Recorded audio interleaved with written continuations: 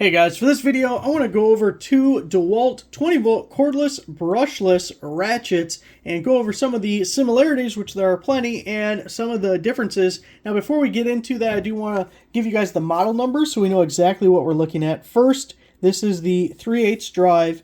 The model is DCF513, and we're going to add a B to the end of that because we're looking at the bare tool. No battery or charger included here, so 513B. And then the half-inch version of this is DCF 512B. Again, we're looking at the bare tool version of both of these. Now they have a glass-filled nylon plastic which makes them oil resistant. They're essentially the same size.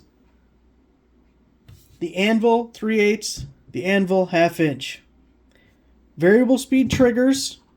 Goes from 0 up to 250 RPM on both. We have the trigger lock on both. We have an LED light to illuminate what we're working on. You guessed it, on both. The mechanism for switching between forward and reverse is the same. Your little lever there, and you notice it does stick up from the head a little bit. It's not flush, where some ratchets that's flush there.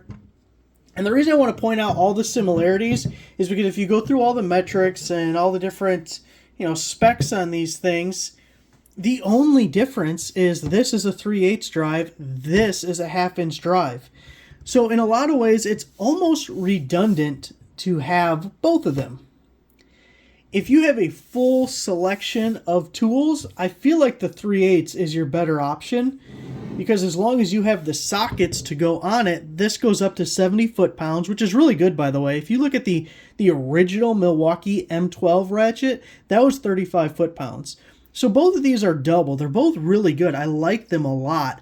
I just feel like for most people, you really don't need both. I mean, if you want both, go for it. But you just don't need both because the specs are identical. It's not like the 3/8 is 50 foot-pounds and the half-inch is 100 foot-pounds. That's a big difference. You would want both. They're the same.